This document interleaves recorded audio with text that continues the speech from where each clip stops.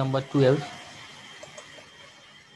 আমরা আজকে লেকচারে যে পয়েন্টগুলো ডিসকাস করব সেগুলোর মধ্যে এক নাম্বার হচ্ছে advantages and disadvantages of SF6 circuit breaker. আমরা air blast circuit breaker, oil circuit breaker, minimum oil circuit breaker এবং ভ্যাকুয়াম সার্কিট ব্রেকারের construction, working principle, advantage and disadvantage এগুলো সব দেখে আসছি। SF6 সার্কিট ব্রেকারের কনস্ট্রাকশন দেখছি, তার ওয়ার্কিং প্রিন্সিপাল দেখছি। আজকে আমরা অ্যাডভান্টেজ এন্ড ডিসঅ্যাডভান্টেজটা দেখব SF6 সার্কিট ব্রেকারের জন্য। এটা জানাটা খুবই ইম্পর্টেন্ট, কারণ আমরা সবচেয়ে বেশি সার্কিট ব্রেকার হিসেবে যেটা ইউজ করি সেটা হচ্ছে এই SF6 circuit breaker, high voltage লাইনে। 2 নাম্বার যে জিনিসটা দেখবো সেটা হচ্ছে কি technical particulars of A circuit breaker, যেটাকে আমরা বলি টেকনিক্যাল স্পেসিফিকেশন। একটা সার্কিট ব্রেকারের বা নেম প্লেটের মধ্যে তার কিছু টেকনিক্যাল স্পেসিফিকেশন লেখা থাকে। এই জিনিসগুলো ইলেকট্রিক্যাল ইঞ্জিনিয়ারদের জানা দরকার, কোনটা কি সেটা জানাটা খুবই দরকার। তো টেকনিক্যাল স্পেসিফিকেশন দেখবো একটা সার্কিট ব্রেকারের। Speed of circuit breaker and relay, 3 number যে পয়েন্টটা সেটা হচ্ছে সার্কিট ব্রেকারের স্পিড কত হয়, নর্মালি কত তাড়াতাড়ি এটাকে ফর কারেন্টটাকে ইন্টারাপশন করতে পারে। ঠিক আছে, সো এই জিনিসটা দেখবো। এবং ফাইনালি যেটা দেখবো যে সার্কিট ব্রেকার রেটিংস কত হবে, অর্থাৎ একটা লাইনে যে আমরা একটা সার্কিট ব্রেকার বা একটা হাই ভোল্টেজ লাইনে যে আমরা একটা সার্কিট ব্রেকার প্লেস করব সেটার রেটিং কত হবে, সেটা কিসের উপরে বেস করে আমরা এটা ডিটারমাইন করব যে এর রেটিংসটা কত হবে, সেটা দেখব। আচ্ছা, আমরা স্টার্ট করি। Advantages and disadvantages of SF6 circuit breaker. প্রথম অ্যাডভান্টেজটা কি, dielectric strength of gas being higher than any other medium like oil or air, so the clearance necessary for insulation is small. This why the size of metal clad switchgear is smaller than that of conventional outdoor switchgear of same ratings. Hence gas insulated switchgear is preferred in urban areas. So এর কি বলছিলাম, এর ইনসুলেশনটা বেশি, কার থেকে বেশি, oil এবং এয়ারের থেকে বেশি।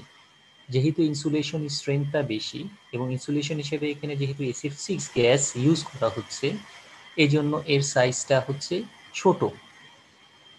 ছোট কেন, কারণ আমি যদি দুইটা সেম রেটিংয়ের সার্কিট ব্রেকার কম্পেয়ার করি, সেম রেটিং, ফর এক্সাম্পল একটা এয়ার ব্লাস্ট সার্কিট ব্রেকার নিলাম 230 kVA আর একটা SF6 সার্কিট ব্রেকার নিলাম, কারণ এয়ার ব্লাস্ট সার্কিট ব্রেকারের তুলনায় SF6 সার্কিট ব্রেকারের ইনসুলেশন মিডিয়াম কি high pressure compressed SF6 gas, এটা SF6 সার্কিট ব্রেকারের।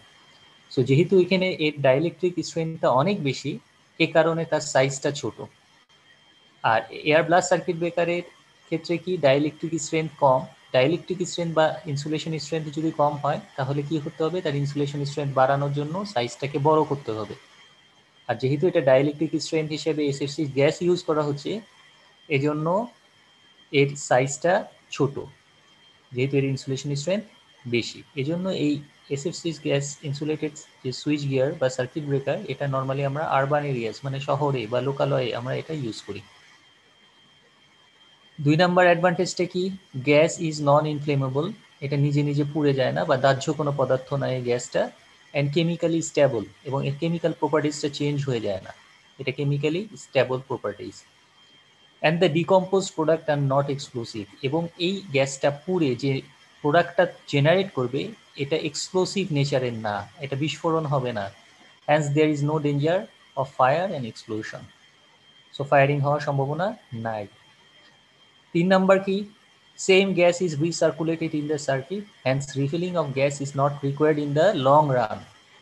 একই গ্যাস আমরা কিন্তু বারবার করে রিসার্কুলেট করি, এমন না যে এয়ার ব্লাস্ট সার্কিট ব্রেকারের মতন একটা এক্সস্টেড ভালভ থাকবে, যে ভালভের মাধ্যমে আমাদের এয়ার হাই প্রেশার এয়ারটা বের হয়ে যাবে। এখানে বের হওয়ার কোনো অপশন নাই, এটা একটা সিল্ড একটা চেম্বার থাকবে। এই চেম্বারের মধ্যে থাকবে, ইন্টারাপশন চেম্বারের মধ্যে থাকবে moving contact and fixed contact. এই মুভিং কন্ট্যাক্ট এবং ফিক্সড কন্ট্যাক্টের চারপাশে থাকবে SF6 গ্যাস। যেহেতু গ্যাসটা বের হয়ে যাওয়ার কোনো স্কোপ নাই, এই কারণে আমরা কি বলতেছি, এই গ্যাসটাই কি করতেছে, রিসার্কুলেট করতেছে, এই সার্কিট ব্রেকার চেম্বারের মধ্যে সব সময় প্রেজেন্ট থাকতেছে, এবং এই গ্যাসটাই আমরা বারবার করে রিইউজ করতেছি। সেজন্যই বলতেছে হ্যান্স রিফিলিং অফ গ্যাস, যেহেতু গ্যাসটা বের করে নেওয়া হচ্ছে না, সেজন্য কি বলতেছে, refilling of gas is not required in the long run, সেজন্য আমার এটাকে রিফিল করার কোনো প্রয়োজন নাই। 4 নাম্বার হচ্ছে কি, অ্যাম্পেল overload margin for the same size of conductor, current carrying capability of SF6 circuit breaker is 1.5 times than that of air blast circuit breaker because of superior heat transfer capability. এটার আরেকটা important properties হচ্ছে গিয়ে এই হিটটাকে খুব দ্রুত radiate করে ফেলতে পারে, হিটটাকে অ্যাবজর্ব করে রাখে না। হিটটাকে অ্যাবজর্ব করে রাখলে কি হবে, হিটটাকে অ্যাবজর্ব করে যদি রাখে তাহলে তার যে ভিতরে যে মুভিং কন্ট্যাক্ট থাকবে বা ফিক্সড কন্ট্যাক্ট থাকবে, এটা এই হাই টেম্পারেচারের কারণে মেল্টেড হয়ে যাওয়ার একটা পসিবিলিটিস থাকে। এখন দুইটা সার্কিট ব্রেকার আমি নিলাম সেম রেটিং এ, একটা ধরো 230 কেভি আর একটা 230 কেভি, একটা এয়ার ব্লাস্ট সার্কিট ব্রেকার আর একটা SF6 সার্কিট ব্রেকার। যেহেতু এয়ার ব্লাস্ট সার্কিট ব্রেকারের তুলনায় SF6 সার্কিট ব্রেকারের হিট ট্রান্সফার ক্যাপাবিলিটি অনেক বেশি, এ কারণে আমি দুইটা সার্কিট ব্রেকারকে যদি কম্পেয়ার করি তাহলে একটার থেকে আরেকটা বেশি কারেন্ট হ্যান্ডেল করতে পারবে। কত বেশি কারেন্ট হ্যান্ডেল করতে পারবে? 1.5 টাইমস। কারণ কি? এই কারণ হচ্ছে আমাদের যদি 1.5 গুণ কারেন্টও যায় তাহলেও সে কি করতে পারবে, হিটটাকে দ্রুত রেডিয়েট করে ফেলতে পারবে, যেটা এয়ার ব্লাস্ট সার্কিট ব্রেকার বা অয়েল সার্কিট ব্রেকার পারবে না। যেহেতু এটা হিট ট্রান্সফার ক্যাপাবিলিটি বেশি, এজন্য সে 1.5 গুণ বেশি কারেন্ট হ্যান্ডেল করতে পারে। আচ্ছা, এরপরে পয়েন্টটা কি? Operation of circuit breaker is silent unlike air blast circuit breaker. Air blast circuit ব্রেকারটা নয়েজি। কেন নয়েজি? কারণ এখানে প্রেশারের পরিমাণ অনেক বেশি। আমরা বলেছিলাম যে 20 to 30 KG per centimetre square high pressure compressed air এই কন্ট্যাক্ট স্পেসের মধ্যে দিয়ে যখন আর্ক ইন্টারাপশন করতে হয় তখন ব্লো করতে হয়। বাট এখানে আমাদের প্রেশারের পরিমাণ কিন্তু অর্ধেক, যেটা ছিল কি 14 KG per centimetre square. So এখানে প্রেশার কম, ডাইলেকট্রিক স্ট্রেংথ বেশি। সো যেহেতু প্রেশার কম, সো এখানে আমাদের নয়েজের পরিমাণটাও কম। সো সেটাই বলতেছে operation of this circuit breaker is silent unlike air blast circuit breaker. Sealed body, এই ইন্টারাপশন চেম্বারটা থাকে সিল্ড।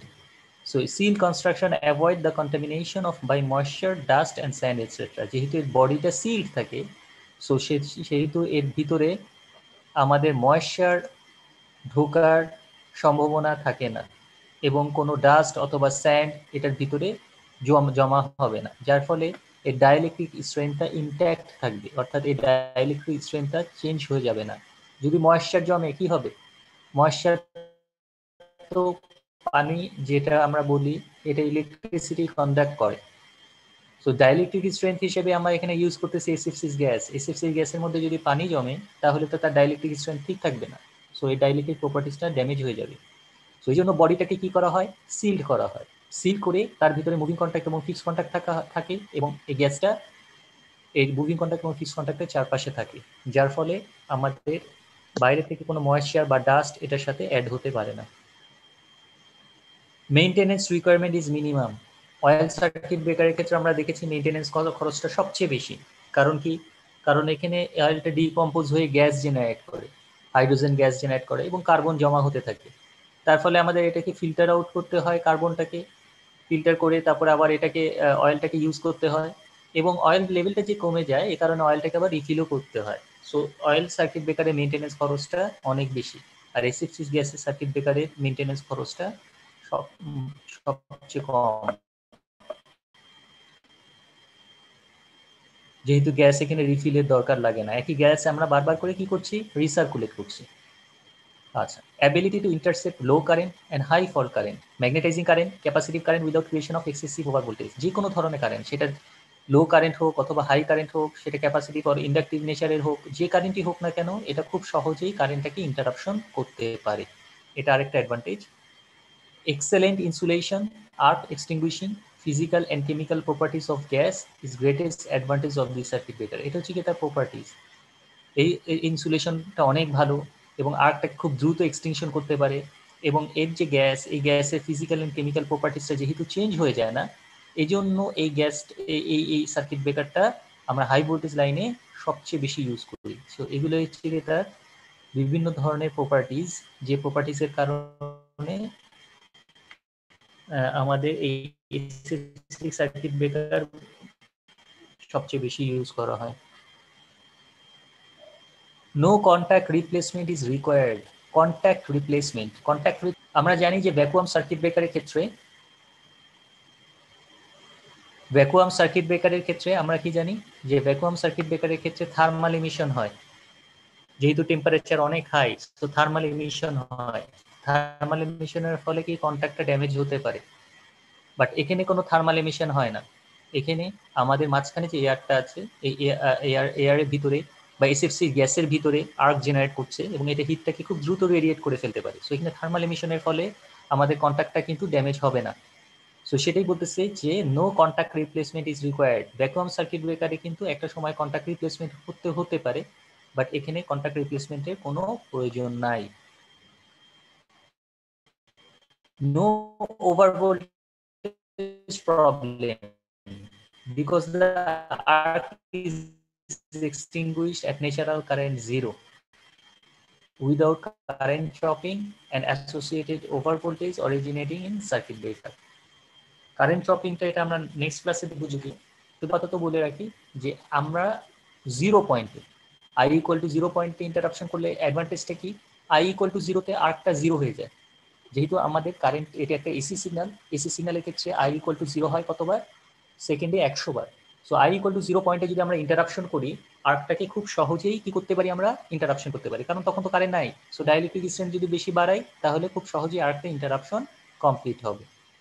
কিন্তু i ইকুয়াল টু 0-তে যদি ইন্টারাপশন না করি তাহলে কি হবে, i ইকুয়াল টু 0-তে যদি ইন্টারাপশন না করি তাহলে তো কারেন্ট সিস্টেমের মধ্যে রয়ে যাবে, আর কারেন্ট সিস্টেমের ভিতরে যদি রয়ে যায় তাহলে এই কারেন্টের কারণে আর্কটা আবার রিবিল্ড করতে পারে, রিজেনারেট করতে পারে।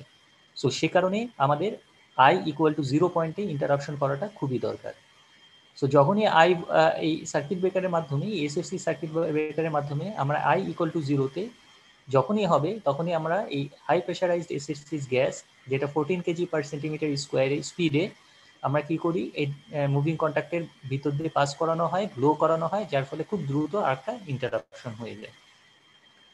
সো এই যে পয়েন্টগুলো আমরা ডিসকাস করলাম, এখানে কোনো পয়েন্টে কারো কোনো কনফিউশন থাকলে জিজ্ঞেস করো।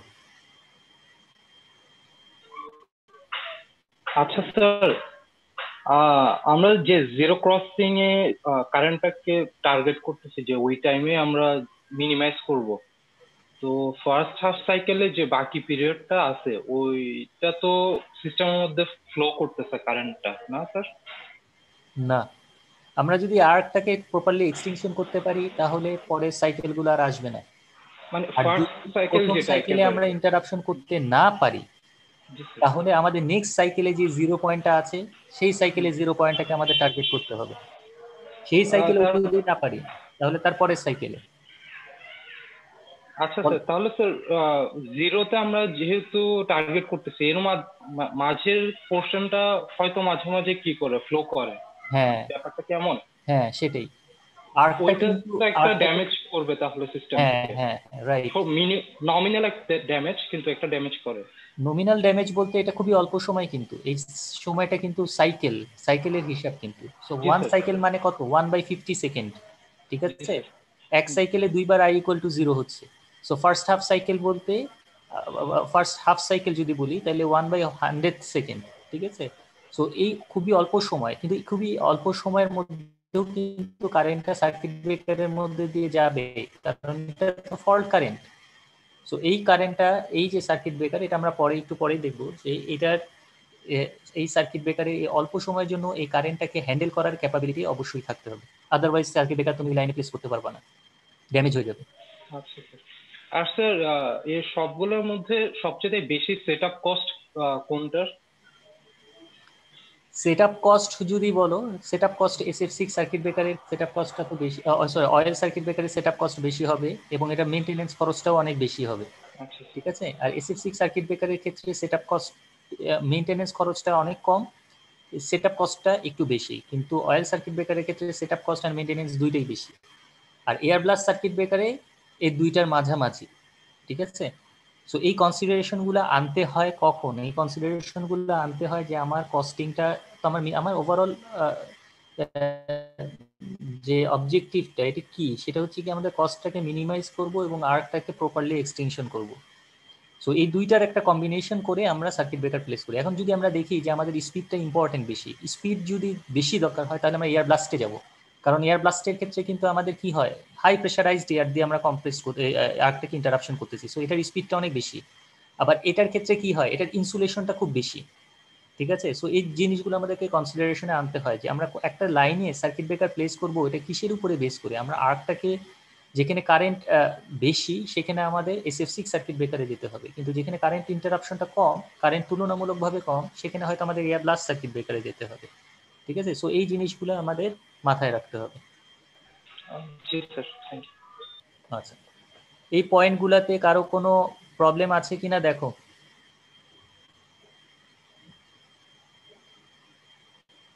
আচ্ছা, যদি না থাকে তাহলে আমরা নেক্সট স্লাইডে চলে যাই। আচ্ছা, আচ্ছা, এরপরে যে অ্যাডভান্টেজটা সেটা কি বলতেছি আমরা, it can recombine automatically to regenerate SF6 gas again. আমরা কি বলেছিলাম, অয়েল সার্কিট ব্রেকারের ক্ষেত্রে অয়েলটা ডিকম্পোজ হয়ে হাইড্রোজেন গ্যাস এবং কার্বন জমা হয়। ঠিক আছে। সো হাইড্রোজেন গ্যাসটা তো উপরে চলে যায় আর্কটাকে ইন্টারাপশনে করার পরে, এবং হাইড্রোজেন গ্যাসটা আমরা জানি কুলিং এর কাজ করে, তারপর কুলিং করে তারপর এটা উপরে চলে যায়, এবং এটাকে তো বের করে নিয়ে আসতে হয়। আর কি থাকে, কার্বন জমা হয়, সেই কার্বনটাকে আবার ফিল্টার করতে হয়। বাট SF6 গ্যাসের ভিতরে, এই SF6 গ্যাসের ভিতরে যখন আর্কটা জেনারেট করতেছে, আর্ক কেন জেনারেট করতেছে, কারণ হচ্ছে পোটেনশিয়াল ডিফারেন্স অনেক হাই এবং গ্যাপটা স্মল। সো এর ফলে কি হচ্ছে, মাঝখানে যে মিডিয়ামটা এটা আয়োনাইজড হয়ে যায়।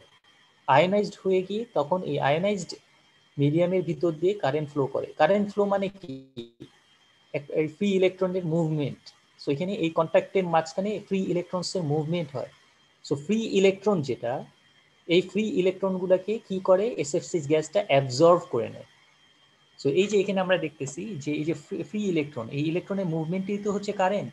সো এই কারেন্টটাকে সে অ্যাবজর্ভ করে নেয়। সো SF6 গ্যাসটাকে সেটা যদি যখন অ্যাবজর্ভ করে নেয় তখন SF6 নেগেটিভ হয়ে যায়। SF6 নেগেটিভ হচ্ছে কি ইমমোবিল নেগেটিভ আয়ন্স। ইমমোবিল মানে যার কোনো মুভমেন্ট নাই। সো মুভমেন্ট যদি না থাকে, ফ্রি ইলেকট্রনসের মুভমেন্ট যদি না থাকে, তখন এটা ডাইইলেকট্রিক স্ট্রেংথটা বেড়ে যাবে, যার ফলে SF6 গ্যাসের ভিতর দিয়ে কোনো কারেন্ট ফ্লো করে না। এটা একটা রিয়াকশন হতে পারে। আরেকটা রিয়াকশন হতে পারে কি, SF6 গ্যাসটা ফ্রি ইলেকট্রনকে যখন অ্যাবজর্ব করে তখন সে একটা ফ্লোরিন বের করে দেয়। তাহলে SF5 হয়ে যাবে নেগেটিভ প্লাস এফ, একটা ফ্লোরিন বের করে দিবে। সো ফ্লোরিন যদি বের করে দেয়, এই ফ্লোরিনটা আবার SF5 মাইনাসের সাথে রিকম্বাইন করে আবার SF6 গ্যাসে রিজেনারেট করে ফেলতে পারে। সো এটা নিজের এই SF6 গ্যাসের এটা নিজের ক্ষমতা আছে, যার ফলে সে ফ্লোরিনের সাথে অ্যাড হয়ে আবার পরে SF6 গ্যাসে কনভার্ট হয়ে যেতে পারে। তার মানে আমাদের এটা কিন্তু রিফিলিং এর প্রয়োজন হচ্ছে না, এই গ্যাসটাকে আমরা বারবার করে কি করতে পারতেছি, রিইউজ করতে পারতেছি। আর যদি ইমোবিল নেগেটিভ আয়ন্স হয় সেক্ষেত্রে আমাদের ফ্লোরিনের অ্যাড করে, এটার সাথে ফ্লোরিন অ্যাড করে আমাকে এই SF6 গ্যাস আবার রিজেনারেট করতে হতে পারে। ঠিক আছে। সো এই জিনিসটা আমাদের মাথায় রাখতে হবে। সো ইমমোবিল নেগেটিভ আয়ন্স হচ্ছে গিয়ে এটার কোনো মুভমেন্ট থাকবে না, সো কোনো কারেন্ট ফ্লো হবে না, যার ফলে আমাদের ডাইইলেকট্রিক স্ট্রেংথ অনেক বেড়ে যাবে।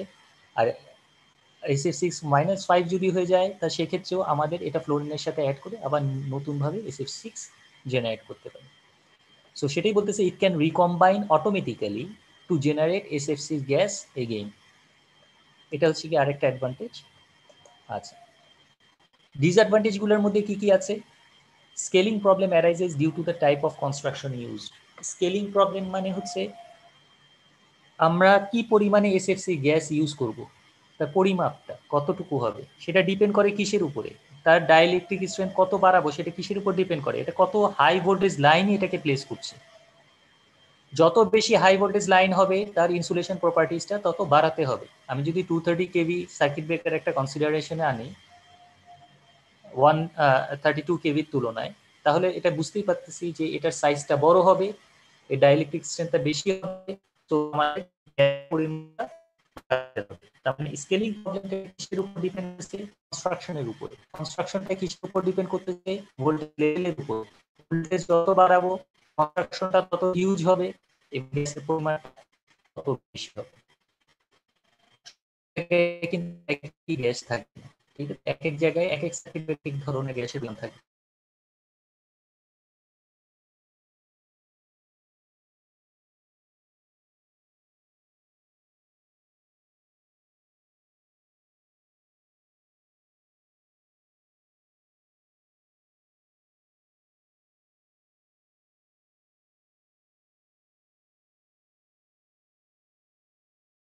নিয়ে আসার পরে সেটাকে ট্রান্সফার করতে হবে কোথায়, এই ইন্টারাপশন চেম্বারের মাঝখানে।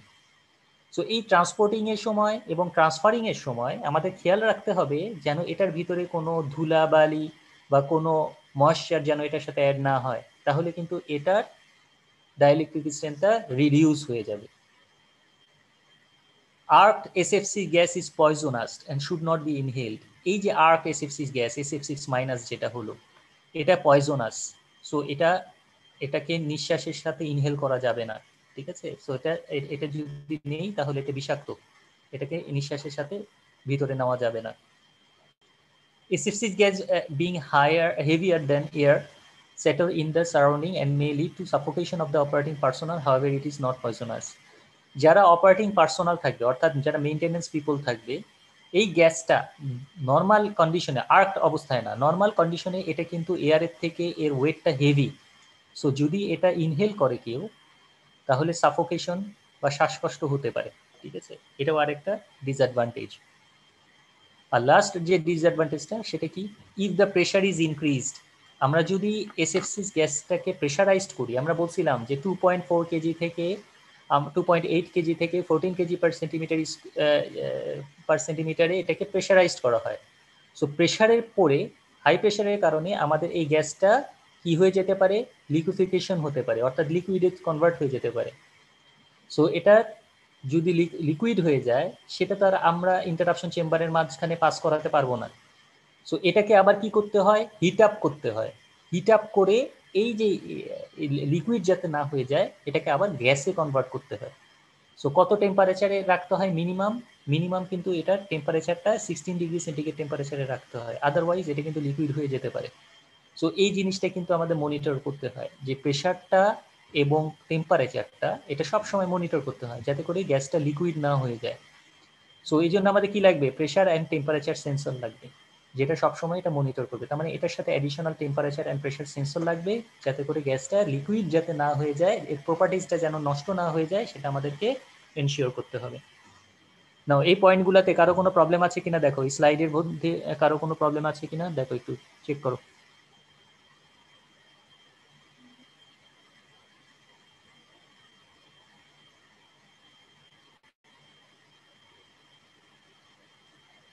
হ্যালো, স্যার কারো প্রবলেম নাই মনে হয়। আচ্ছা তাহলে আমরা পরের পয়েন্টে চলে যাই। Technical particulars of A circuit breaker. একটা সার্কিট ব্রেকারের একটা নেম প্লেট থাকে, এই নেম প্লেটটা একটা ইলেকট্রিক্যাল ইঞ্জিনিয়ারদের বোঝাটা এর মধ্যে কি কি জিনিস আছে বা একটা সার্কিট ব্রেকারকে যে পয়েন্টগুলো জানাটা খুবই দরকার, সেগুলো তার এই নেম প্লেটের মধ্যে লেখা থাকে। তো এই জিনিসগুলো আমাদের বুঝতে হবে যে কোনটা কি।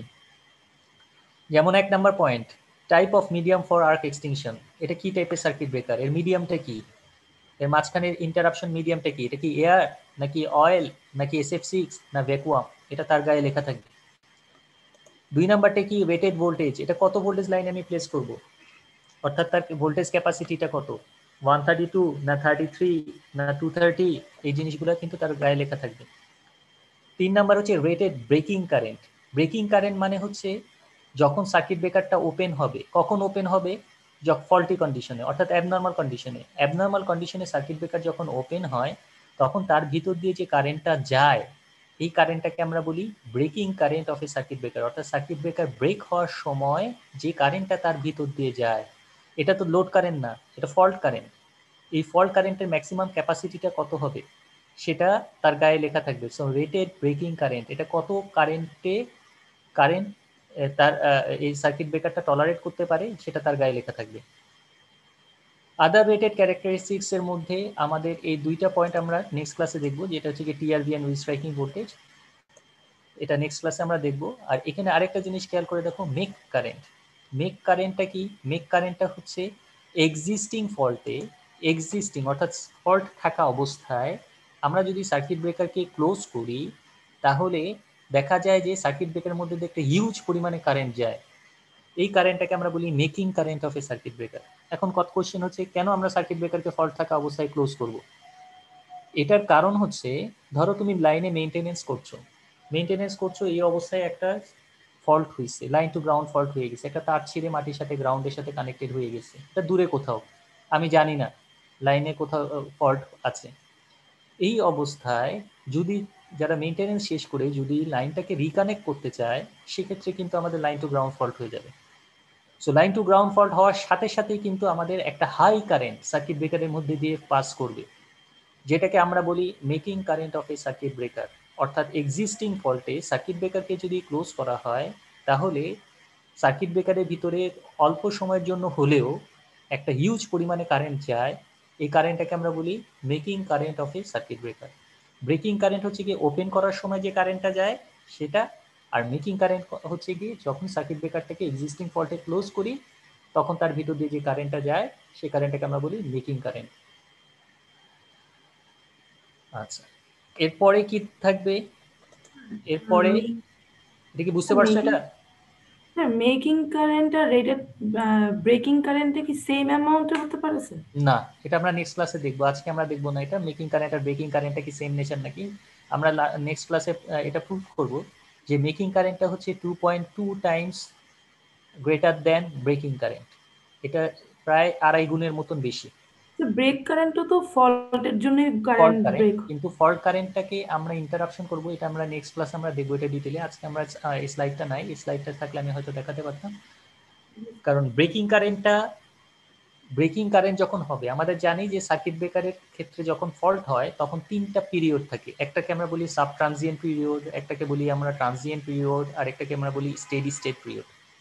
সাব ট্রানজিয়েন্ট পিরিয়ডে দেখবা কারেন্টের ম্যাগনিটিউডটা কিন্তু সবচেয়ে বেশি থাকে, যেটাকে আমরা বলি making current.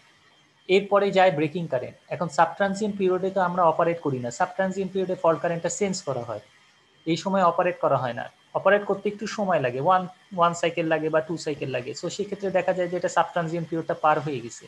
So sub transient period পার হয়ে আমরা ট্রানজিয়েন্ট পিরিয়ডে গিয়ে সার্কিট ব্রেকারকে ওপেন করি। সো এই পিরিয়ডে কারেন্টটা তুলনামূলকভাবে ব্রেকিং কারেন্টের থেকে একটু মানে বেশি, সরি মেকিং কারেন্টের থেকে একটু কম এই সাব ট্রানজিয়েন্ট পিরিয়ডের কারেন্টটা। সো এই জন্য এই মেকিং কারেন্টটা আমাদের বেশি ইম্পর্টেন্ট ব্রেকিং কারেন্টের থেকে, কারণ মেকিং কারেন্টটা হচ্ছে প্রায় যেটা বললাম যে 2.2 times higher than breaking current.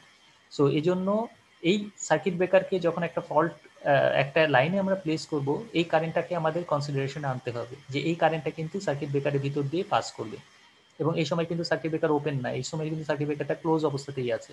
So এই কারেন্টটা টলারেট করার অ্যাবিলিটি থাকতে হবে। বোঝা গেছে? জি স্যার।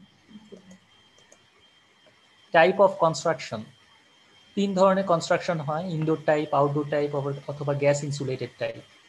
ইনডোর টাইপ মানে আমরা যদি সার্কিট ব্রেকারটাকে, এখন অনেক সাবস্টেশন আছে ইনডোর টাইপ। ইনডোর টাইপ মানে হচ্ছে এখানে কোনো সুইচ ইয়ার্ড থাকবে না, ঠিক আছে? আমরা জানি যে সাবস্টেশনের 2টা পার্ট থাকে, একটা হচ্ছে সুইচ ইয়ার্ড আর একটা হচ্ছে কন্ট্রোল রুম।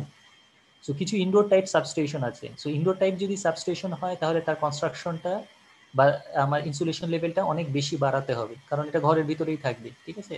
সো এখানে আমাদের ইনডোর টাইপ হবে নাকি আউটডোর টাইপ হবে। আউটডোর যদি হয় তাহলে আউটডোরের ক্ষেত্রে কিন্তু আবার তার কনস্ট্রাকশনটা আরেক ধরনের হবে। কেন তার কনস্ট্রাকশনটা আরেক ধরনের হবে?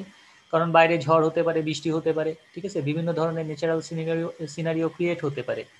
সো এই জন্য আউটডোরের যে আমাদের সার্কিট ব্রেকারগুলোর কনস্ট্রাকশন হবে ইনডোরের তুলনায় ডিফারেন্ট হবে।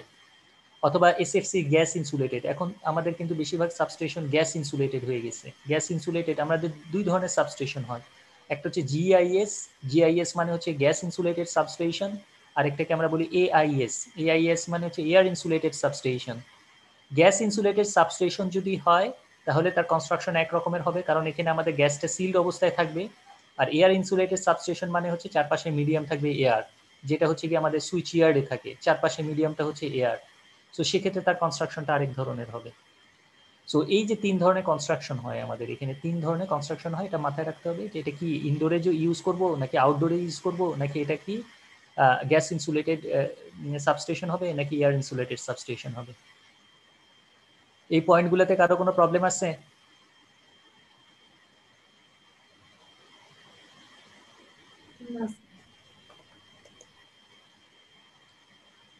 টাইপ অফ অপারেটিং মেকানিজম, এখন অপারেট করে কিভাবে, সার্কিট ব্রেকারটা কিভাবে অপারেট করবে। আমরা জানি সার্কিট ব্রেকারটাকে অপারেট করার জন্য এটাকে অন করতে হবে বা অফ করতে হবে। সো অন বা অফ করার জন্য আমাদের কি থাকে, মুভিং কন্ট্যাক্ট থাকে, এটার সাথে ফিক্সড কন্ট্যাক্টকে ল্যাচ করে রাখতে হয়। ল্যাচ করে যদি না রাখি তাহলে মুভিং কন্ট্যাক্ট ওপেন হয়ে যাবে, কারণ মুভিং কন্ট্যাক্টের মাথায় একটা স্প্রিং কানেক্টেড থাকে, এই স্প্রিংটা হাই টেনশনে কানেক্টেড থাকে। সো এইগুলো ল্যাবের মধ্যে, ল্যাবের ভিডিওগুলোতে তোমরা দেখে থাকলে বুঝতে পারবা যে এই স্প্রিং এর টেনশনটাকে কাজে লাগে আমরা সার্কিট ব্রেকারটাকে কি করি, ওপেন করি হাই স্পিড অপারেশনের জন্য। সো সেখানে সিঙ্গেল স্প্রিং থাকে, অনেক সময় ডুয়েল স্প্রিং থাকে। সিঙ্গেল স্প্রিং এর ক্ষেত্রে অপারেটিং টাইমটা স্লো থাকে, ডুয়েল স্প্রিং এর ক্ষেত্রে অপারেটিং টাইমটা ফাস্ট থাকে। এটাকে ফাস্টার সুইচিং করা যায়, অন করা যায় ফাস্টার, অফ করা যায় ফাস্টার। সো এটা কি ধরনের তার অপারেটিং মেকানিজমটা হবে, এটা কি স্প্রিং অপারেটিং মেকানিজম, নাকি হাইড্রোলিক মেকানিজম, নাকি নিউমেটিক মেকানিজম? আমাদের এই যে মুভিং কন্ট্যাক্টটা, এই মুভিং কন্ট্যাক্টটাকে ওপেন বা ক্লোজ করানোর জন্য আমাদের স্প্রিং মেকানিজম আছে, যেটাকে আমরা সিঙ্গেল স্প্রিং বা ডুয়েল স্প্রিং এর মাধ্যমে এটাকে ওপেন বা ক্লোজ করতে পারি। হাইড্রোলিক প্রেসার দিয়ে আমরা মুভিং কন্ট্যাক্টটাকে ওপেন বা ক্লোজ করতে পারি, অথবা এয়ার প্রেসারের মাধ্যমে মুভিং কন্ট্যাক্টটাকে ওপেন বা ক্লোজ করা যায়। এয়ার প্রেসার কোথায়? এয়ার ব্লাস্ট সার্কিট ব্রেকারে। এয়ার ব্লাস্ট সার্কিট ব্রেকারে প্রেসারটা এত বেশি থাকে যে সে মুভিং কন্ট্যাক্টটাকে পুশ করায় সার্কিটটাকে ওপেন করে দিতে পারে এবং সাথে সাথে আর্টটাকে ইন্টারাপশনও করতে পারে, যেহেতু প্রেসারটা huge pressure, 20 to 30 KG per centimetre square. So air প্রেসারের মাধ্যমে আমরা কিন্তু মুভিং কন্ট্যাক্টটাকে ওপেন করতে পারি। হাইড্রোলিক প্রেসারের মাধ্যমেও মুভিং কন্ট্যাক্টটাকে ওপেন করা সম্ভব। ঠিক আছে, স্প্রিং প্রেসার বা স্প্রিং চার্জ বা ডিসচার্জের মাধ্যমেও কিন্তু আমরা মুভিং কন্ট্যাক্ট এবং ফিক্সড কন্ট্যাক্টের থেকে সেপারেট বা কানেক্ট করতে পারি। সো এই অপারেটিং মেকানিজমটা কিরকম হবে সেটাও সার্কিট ব্রেকারের গায়ে লেখা থাকবে, যে অপারেটিং মেকানিজমটা কিরকম হবে। এরপরে কি লেখা থাকবে, টোটাল ব্রেক টাইম, অর্থাৎ কত সময় লাগে ফল্ট কারেন্ট ক্লিয়ার করতে, তার কতটুকু সময় লাগে, এটার এই টাইমটা কতটুকু time, relay time plus circuit breaker time. আমরা জানি একটা হাই ভোল্টেজ লাইনে সার্কিট ব্রেকার কিন্তু সরাসরি অপারেট করে না, আমরা কিন্তু ট্রিপ কয়েল সরাসরি কানেক্ট করি না, এটার সাথে আমরা একটা রিলে কানেক্ট করি ট্রিপ কয়েলটাকে সেফ রাখার জন্য, ট্রিপ সার্কিট আমরা যখন দেখছিলাম। সো আমাদের কি করে, রিলে কারেন্টটাকে সেন্স করে কার থ্রুতে, সিটি থ্রুতে। হাই কারেন্ট আসলে সে কি করে, ট্রিপ কয়েল ক্লোজ করে। ট্রিপ কয়েল ক্লোজ করলে কি হবে, সার্কিট ব্রেকার ওপেন হয়ে যায়। ওপেন হলে কি হবে, আর্ক ফর্মেশন হবে, আর্ক এক্সটিংশন হবে, তারপরে ফল্ট কারেন্ট ক্লিয়ার হবে। তার মানে এখানে কিন্তু অনেকগুলো স্টেপস আছে, যে স্টেপসগুলা ওভার করার পরে আমাদের কিন্তু আর্কটা ইন্টারাপশন হচ্ছে। সো এই টাইমটাকে আমরা দুইটা ভাগে ভাগ করছি, একটা কি রিলে টাইম, আর একটা হচ্ছে সার্কিট ব্রেকার টাইম। রিলে টাইমটা কি, instant of fault to closure of trip circuit, অর্থাৎ ফল্ট হওয়ার থেকে শুরু করে সিটি সেন্স করলো, সার্কিট ব্রেকার রিলেকে সিগন্যাল দিল, রিলে তার ট্রিপ কয়েল ক্লোজ করলো, ট্রিপ কন্ট্যাক্ট ক্লোজ করলো, এই টাইমটাকে আমরা বলতেছি রিলে টাইম। আর সার্কিট ব্রেকার টাইমটা কি, ট্রিপ কয়েলটা এনার্জাইজড হলো, ট্রিপ কয়েল এনার্জাইজড হওয়ার পরে সার্কিট ব্রেকার ওপেন হলো, ওপেন হওয়ার পরে আর্ক ডেভেলপ করলো, আর্ক এক্সটেনশন করলাম এটা I=0-তে, ইন্টারাপশন করার পরে আর্কটা গিয়ে ক্লিয়ার হলো। সো এই টাইমটাকে আমরা বলি সার্কিট ব্রেকার টাইম, অর্থাৎ ট্রিপ কয়েল এনার্জাইজড হওয়ার পর থেকে টাইমটা হচ্ছে circuit breaker time, final arc interruption time পর্যন্ত। আর ফল্ট হওয়া থেকে শুরু করে ট্রিপ কয়েল ক্লোজ করা পর্যন্ত টাইমটাকে আমরা বলতেছি রিলে টাইম। এই দুইটার যোগফল হচ্ছে কি, টোটাল ব্রেক টাইম। সো এইটুকু সময় লাগবে আমার সার্কিট ব্রেকারকে অপারেট করতে। এরপরে হচ্ছে স্ট্রাকচারাল ফর্ম, এটা কি টাইপের স্ট্রাকচার হবে, এটা কি লাইফ ট্যাঙ্ক হবে না ডেড ট্যাঙ্ক হবে? লাইফ ট্যাঙ্ক হচ্ছে কি এয়ার ইনসুলেটেড, এয়ার ইনসুলেটেড মানে হচ্ছে এর চারপাশটা লাইফ থাকতে পারে। ঠিক আছে, সো সেটা হচ্ছে এই সার্কিট ব্রেকারগুলোকে নর্মালি আমরা ইউজ করি, বা এর ক্লিয়ারেন্স লেভেল হচ্ছে গিয়ে মানুষের থেকে অনেক উপরে, অর্থাৎ এটা অনেক উপরে প্লেস করা হয়, এটা সুইচ ইয়ার্ডে, এবং মানুষের যে ক্লিয়ারেন্স তার থেকে অনেক উপরে প্লেস করা হয়, কারণ এর এর ট্যাঙ্কটা যেটা থাকবে এটা হচ্ছে লাইভ, অর্থাৎ এই বডিটা ইলেকট্রিসিটি কন্ডাক্ট করতে পারে। আর ডেড যদি হয় তাহলে এটার চারপাশে সাফিসিয়েন্ট ইনসুলেশন থাকবে, যেটা গ্যাস ইনসুলেটেড সাবস্টেশনে থাকে মেইনলি। সো এটার চারপাশের বডিটা থাকবে কি ডেড, অর্থাৎ টাচ করলে তুমি শক খাবা না। সো এই দুইটা স্ট্রাকচার হতে পারে, একটা হচ্ছে লাইফ ট্যাঙ্ক যেটা এয়ার ইনসুলেটেড হয় এবং এটা সাধারণত আমরা মানুষের ক্লিয়ারেন্সের অনেক উপরে রাখি, আর ডেড ট্যাঙ্ক যেটা এটা ইনডোর টাইপের হয় এবং এর ইনসুলেশন স্ট্রেংথটা অনেক বেশি থাকে। এ পর্যন্ত কারো কোনো কনফিউশন আছে?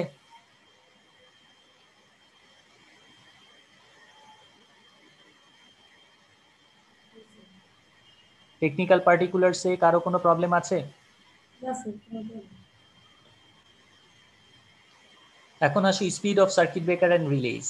এই যে আমরা বললাম যে সার্কিট ব্রেকার অপারেটিং টাইম, এটা কি total break time, total break টাইমটা কত, relay time plus circuit breaker time. So এটা কি কত এখন, বিফোর 1930s, ঠিক আছে, প্রায় 100 বছর আগে সার্কিট ব্রেকার ইন্টারাপশন টাইম ছিল 15 to 30 সাইকেল। 1 সেকেন্ড মানে 50 সাইকেল, তার মানে অ্যাপ্রক্সিমেটলি হাফ সেকেন্ড ছিল এই টোটাল ইন্টারাপশন টাইমটা। বাট এখনকার দিনে আমাদের এই যে circuit breaker interruption time equal to হয়ে গেছে 1 to 3 সাইকেল, তার মানে খুবই অল্প সময়ের মধ্যে কিন্তু আমরা ফল্ট কারেন্টটাকে ক্লিয়ার করে ফেলতে পারি।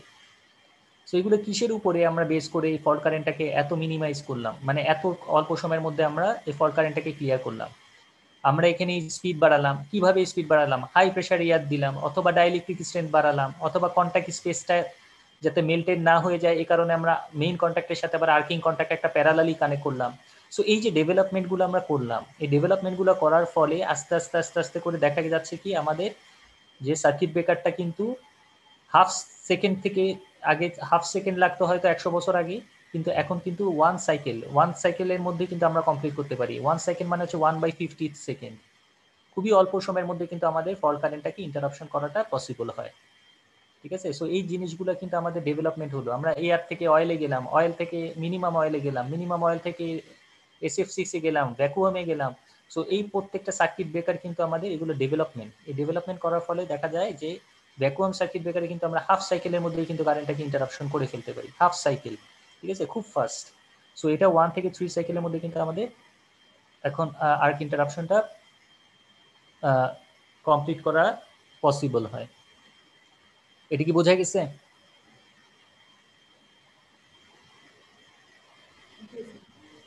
আচ্ছা, ফাইনালি আমরা আজকে যে জিনিসটা দেখবো যে সার্কিট ব্রেকারের রেটিংসটা কত হবে। একটা লাইনে আমি একটা সার্কিট ব্রেকারকে প্লেস করতে চাই, এখন আমি কি করব, কি দেখে আমরা সার্কিট ব্রেকারকে ওই লাইনে প্লেস করব? শুধুমাত্র কি লোড কারেন্ট দেখলেই হবে? আমাদের দেখতে হবে কি এটার সাথে ফল্ট কারেন্ট, ম্যাক্সিমাম কত কারেন্ট এটার ভিতর দিয়ে যেতে পারে, এটা আমাদেরকে কিন্তু কনসিডারেশনে আনতে হবে, কারণ এই কারেন্টটা তার ভিতর দিয়ে যাবে। সো আরেকটা জিনিস, ইম্পর্টেন্ট জিনিস, আমাদের সার্কিট ব্রেকার যখন ওপেন হয় আর্ক ফর্মেশন হয়। এখন আর্কটা কেন ফর্মেশন হয়? আমরা বলছিলাম দুইটা কারণে হয়। একটা কি, গ্যাপটা স্মল। কোন গ্যাপ? এই মুভিং কন্ট্যাক্ট এবং ফিক্সড কন্ট্যাক্টের মাঝখানের গ্যাপটা, এটা খুবই স্মল গ্যাপ এবং পোটেনশিয়াল ডিফারেন্স হিউজ। সো এই কারণে আমাদের এখানে আর্কটা ফর্ম করে। আর্কটা ফর্ম করার আরেকটা কারণ আছে। আরেকটা কারণ কি, সার্কিটের প্যারামিটার। সার্কিটের প্যারামিটার বলতে এটা কি টাইপের সার্কিট, এটা কি ইন্ডাকটিভ নাকি রেজিস্টিভ নাকি ক্যাপাসিটিভ? যদি সহজ ভাষায় বলি, আমরা জানি যে ক্যাপাসিটরের ক্ষেত্রে ক্যাপাসিটর ব্যাংকে যখন আমরা সুইচিং করি, ক্যাপাসিটর ব্যাংক কেন লাগে আমরা জানি, পাওয়ার ফ্যাক্টর ইমপ্রুভমেন্টের জন্য ক্যাপাসিটর ব্যাংক কানেক্ট করতে হয়। সো ক্যাপাসিটর ব্যাংকে যখন আমরা সুইচিং করি, ধরো একটা লাইন 132 কেভি, এখন 132 কেভি লাইনে আমরা একটা ক্যাপাসিটর ব্যাংক আমরা ইউজ করতেছি। সো যখন সার্কিটটা ক্লোজ, তখন কি হয়ে আছে, ক্যাপাসিটরটা এই 132 কেভিতে কিন্তু চার্জ হয়ে বসে আছে। 132 কেভিতে চার্জ হয়ে বসে আছে। এখন যদি আমি সার্কিট ব্রেকারটাকে ওপেন করি, আমাদের ক্যাপাসিটরের ভোল্টেজ কি জিরো হয়ে যাবে? No sir. জিরো হবে না। জিরো হওয়ার জন্য কি করতে হবে, একটা আর্থিং সুইচ ইউজ করতে হয়, অথবা ডিসচার্জিং একটা পাথ ক্রিয়েট করতে হয়, যার ফলে ক্যাপাসিটরটা একটা নির্দিষ্ট সময় পরে তার চার্জটা ডিসচার্জ করতে পারে। তার মানে আমরা এখানে দেখলাম কি, ক্যাপাসিটর ইনস্ট্যান্টলি যেমন চার্জও হয় না, তার একটা চার্জিং টাইম থাকে। আমি অন করার সাথে সাথে কিন্তু ক্যাপাসিটরের ভোল্টেজটা ম্যাক্সিমাম হয়ে যাবে না। সো চার্জিংয়ে হওয়ার জন্য একটা সময় লাগবে, এবং ডিসচার্জিং এর জন্য কিন্তু একটা সময় লাগে। সো চার্জ হতেও সময় লাগে, ডিসচার্জ হতেও সময় লাগে। এটা ইনস্ট্যান্টলি কিন্তু ফুল ভোল্টেজে চার্জ হয়ে যাবে না, বা ইনস্ট্যান্টলি এটা ডিসচার্জও হয়ে যাবে না। একটা সময় লাগে, চার্জিং এবং ডিসচার্জিং এর জন্য একটা সময় লাগে। ইন্ডাকটিভ সার্কিটের ক্ষেত্রেও সেরকম। ইন্ডাকটিভ সার্কিটের ক্ষেত্রে কারেন্টকে সে ইনস্ট্যান্টলি চেঞ্জ করতে দেয় না। ক্যাপাসিটিভ সার্কিটের ক্ষেত্রে আমরা জানি ভোল্টেজ ইনস্ট্যান্টলি চেঞ্জ হয় না, আর ইন্ডাকটিভ সার্কিটের ক্ষেত্রে কিন্তু কারেন্ট ইনস্ট্যান্টলি চেঞ্জ হয় না। ফর এক্সাম্পল, এই সার্কিটটাই যদি আমরা কনসিডার করি, সেখানে দেখবো যে এখানে একটা resistive and inductive circuit, RL circuit. এখন এখানে যদি আমি সার্কিটটাকে ক্লোজ করি একটি ইকুয়াল টু জিরোতে, সার্কিট ব্রেকারে ক্লোজিং করার সাথে সাথে কিন্তু কারেন্ট কিন্তু আমাদের ম্যাক্সিমাম হবে না। আমি যদি এটা ধরি 10 ভোল্ট, এটা একটা রেজিস্টিভ সার্কিট, ধরলাম এখানে ইন্ডাক্টর নাই, এটা একটা রেজিস্টিভ সার্কিট, এখানে 2 ওহমস, রেজিস্ট্যান্সের ওহমস হচ্ছে 2 ওহমস, এখানে দিলাম 10 ভোল্ট। ক্লোজ করার সাথে সাথে আমাদের দিক দিয়ে কারেন্ট যাবে কত, 10/2 5 অ্যাম্পিয়ার, 10/2 5 অ্যাম্পিয়ার কিন্তু কারেন্ট যাবে। এটা ইনস্ট্যান্টলি যাবে, টি ইকুয়াল টু জিরোতে ক্লোজ করার সাথে সাথেই কিন্তু 5 অ্যাম্পিয়ার কারেন্ট ফ্লো করা শুরু করে দিবে। বাট যদি এখানে ইন্ডাকটেন্স একটা অ্যাড করি আমি, তাহলে কিন্তু টি ইকুয়াল টু জিরোতে ক্লোজ করার সাথে সাথেই কারেন্ট কিন্তু জিরো, তারপরে কারেন্টটা ধীরে ধীরে ধীরে ধীরে 5 অ্যাম্পিয়ারে যাবে, এর আগ পর্যন্ত কিন্তু যাবে না। ঠিক আছে, তার মানে কি কারেন্টটা কিন্তু ইনস্ট্যান্টলি চেঞ্জ হচ্ছে না। ঠিক আছে, ইনস্ট্যান্টলি 5 অ্যাম্পিয়ারে যাচ্ছে না।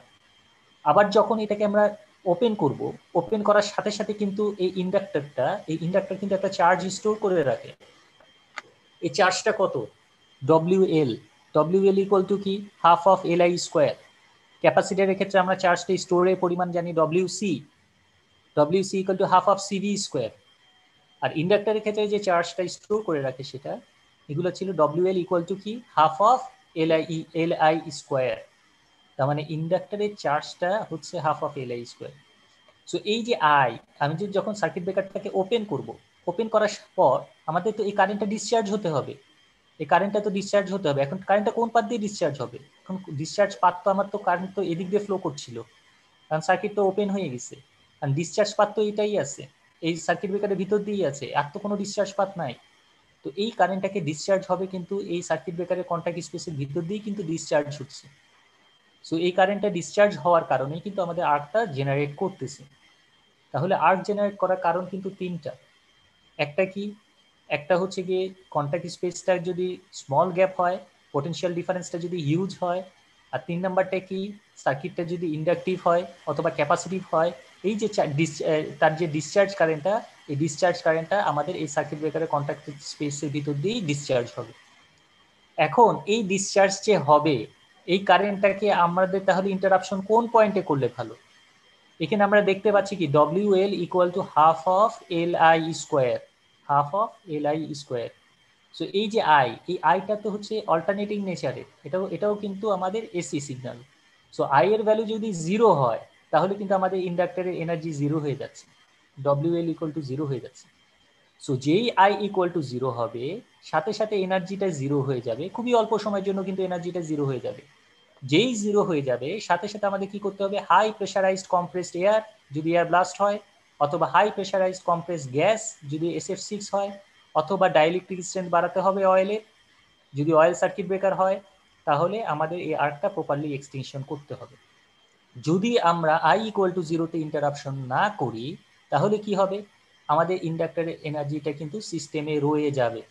সিস্টেমে যদি থেকে যায়, তাহলে আমাদের আর্কটা আবার রিবিল্ড করতে পারে, আর্কটা আবার রিজেনারেট করতে পারে, যেটাকে আমরা বলতেছি রিস্ট্রাইকিং ভোল্টেজ। আর্কটা আবার রিস্ট্রাইক করতে পারে, এবং এর ফলে যে ভোল্টেজটা হবে, সেই ভোল্টেজটাকে আমরা বলি রিস্ট্রাইকিং ভোল্টেজ।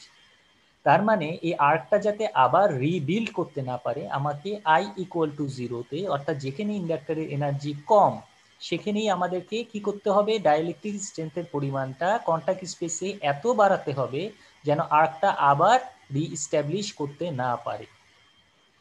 এটা কি বুঝতে পারছো? এটা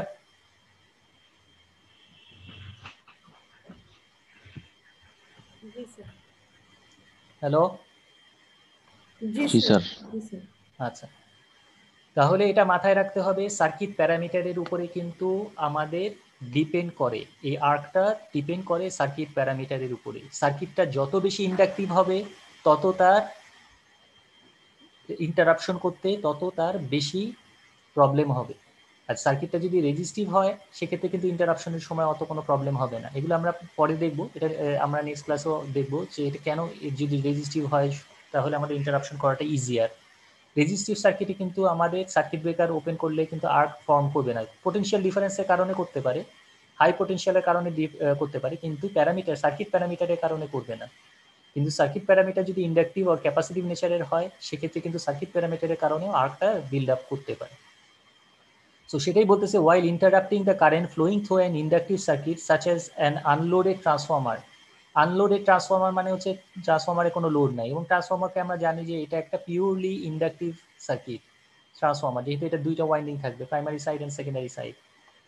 so with inductive load the circuit should interrupt the arc at natural current zero of the AC current waves. তার মানে আমাদের কোথায় ইন্টারাপশন করতে হবে, ন্যাচারাল কারেন্ট জিরো, অর্থাৎ আই যখন জিরো, তখন কিন্তু আমাদের ইন্টারাপশনটা করতে হবে। If the arc is extinction takes place at the natural current 0, the energy in the inductance is 0. যদি আমরা এই জায়গায় ইন্টারাপশন করি তাহলে এই ইন্ডাক্টরের এনার্জিটা 0 হবে। আর যদি আমরা এই জায়গায় ইন্টারাপশন করতে না পারি তাহলে কি হবে, আমাদের আর্কটা আবার কি করতে পারে, রিস্ট্যাবলিশ করতে পারে। সো রিস্ট্যাবলিশ করলে আমাদের সার্কিটটা কিন্তু আবার কিন্তু নেক্সট যে সাইকেলটা, নেক্সট যে i = 0 সেই জায়গায় ইন্টারাপশন করতে চেষ্টা করতে হবে, ঠিক আছে। সো যাতে করে আর্কটা আবার রিস্ট্যাবলিশ না করে। সো এই জিনিসটা আমাদের মাথায় রাখতে হবে। সো সেটাই বলতেছি। So if however the arc is suddenly interrupted before the natural current 0, যদি ন্যাচারাল কারেন্ট 0 আগে যদি আমরা ইন্টারাপশন করি তাহলে আমাদের কারেন্ট WL = 0 হবে না। সো সেই জন্য আমাদের কি হতে পারে, রিস্ট্রাইকিং ভোল্টেজ ফর্মেশন হতে পারে। কারেন্ট চপিং এর ব্যাপারটা আমরা নেক্সট ক্লাসে বলবো, এটা একটা বড় একটা টপিক। সো এটা নেক্সট ক্লাসে আমরা ডিসকাস করবো যে কারেন্ট চপিং কেন হয়। Due to this phenomenon, the interrupting of low magnetizing current of transformer or reactor needs special attention. So তার মানে আমাদের আর্কটা যদি আবার রিস্টাবলিশ করে তাহলে তো আবার সার্কিট ব্রেকারের ভিতর দিয়ে কারেন্ট ফ্লো করা শুরু করবে। সো এই জন্য এটা সার্কিট ব্রেকারে কে আমাদের কিন্তু এই দিকটাও অ্যাটেনশনে রাখতে হবে যে এটা কিন্তু আবার রিস্টাবলিশ করলে কিন্তু সার্কিট ব্রেকারের ভিতর দিয়ে কারেন্টটা যেতে পারে। So the circuit breaker should be capable of interrupting such current without getting damaged or without giving rise to overvoltage above permissible limits. অর্থাৎ তার যে লিমিট আছে, তার তো একটা লিমিট থাকবে, তার লিমিটকে ক্রস করতে পারবে না, তাহলে সার্কিট ব্রেকার কি হয়ে যাবে, ড্যামেজ হয়ে যাবে, ঠিক আছে। সো এই জিনিসগুলো আমাদের মাথায় রাখতে হবে। সার্কিট ব্রেকারকে যখন একটা লাইনে প্লেস করব তখন এই জিনিসগুলো আমাদের মাথায় রেখে তারপর সার্কিট ব্রেকারকে সেই জায়গায় ইনস্টল করতে হবে। নাও এ পর্যন্ত কারো কোনো প্রবলেম আছে কিনা দেখো।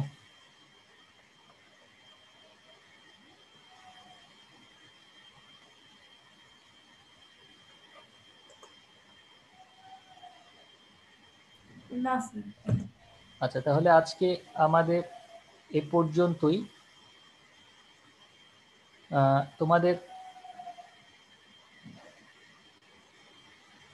তোমাদের তো অলরেডি একটা পরীক্ষার ডেট দিয়ে দেওয়া হয়েছে, তাই না? তো জানো তো পরীক্ষার সময়টা কখন? দুইটা মানে স্যার টাইমটা কি 2:20 2:30টার সময়, তাই না? হ্যাঁ, মঙ্গলবার 2:30টার সময়, ঠিক আছে। স্যার আপনি যেটা দিয়েছিলেন ওভাবে ওটা প্রিন্ট তো আর করতে পারে, জাস্ট ফ্রন্টের ওটা রাখলেই হবে না স্যার? হ্যাঁ হ্যাঁ, ওই যেটা আমরা যেগুলা আমরা দিয়েছি আর কি, যেগুলো আমাদের লেকচার নোটগুলো আছে সেই লেকচার স্যার ওটা একটা ওয়ার্ড ফাইল যে দিয়েছেন স্যার, যে কোয়েশ্চেন কিভাবে অ্যানসার করতে হবে ফরম্যাটটা। না, ওই কোশ্চেন ফরম্যাট ওইভাবে তোমাদের অনেকে প্রিন্ট আউটের সমস্যা, যদি ওইভাবে করতে পারো ভালো, আমার জন্য ভালো, আর যদি না করতে পারো অসুবিধা নেই।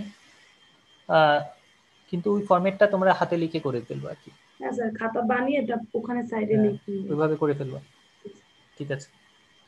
স্যার আমাদের কি টাইপের কোশ্চেন হয় একটু বললে ভালো হতো। 4টা কোশ্চেন আসবে, 4টা টোটাল 4টা। প্রথম কোশ্চেন হচ্ছে 6 মার্কস, পরের 3টা কোশ্চেনে 8 মার্ক। তোমরা জানো কিনা জানি না আমি, তোমাদের কিন্তু কুইজ হবে 3টা, ঠিক আছে।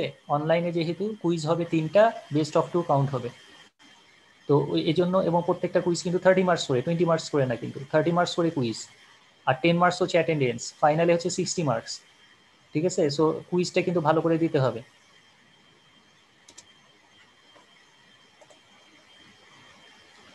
আর কারো কোনো কোশ্চেন? সবই তো ডেসক্রিপটিভ কোয়েশ্চেন স্যার। হ্যাঁ, ডেসক্রিপটিভ কোশ্চেন হবে, হাতে লিখে, যেরকম তোমরা ফাইনালে পরীক্ষায় জমা দিয়েছিলে সেরকম আমি একটা গুগল ফর্ম দিয়ে দিব তোমাদেরকে, ওই গুগল ফর্মে তোমরা আপলোড করবা, ঠিক আছে। আর কোশ্চেন মানে আপলোড করবা হচ্ছে গিয়ে কুইজ নাম্বার দিবা ফার্স্টে, আমি ওটা ইনস্ট্রাকশন যদিও দেওয়া থাকবে, যেমন Q1 দিবা, তারপরে আন্ডারস্কোর দিয়ে তোমার রোল নাম্বারটা দিবা। তোমার নাম রাখার কোনো দরকার নেই, আমার নামের দরকার নেই, আমার শুধু রোল নাম্বারটা হলেই হবে। সো ওই ফরম্যাটে তোমরা সবাই আপলোড করবা, নামের কোনো দরকার নেই, ঠিক আছে।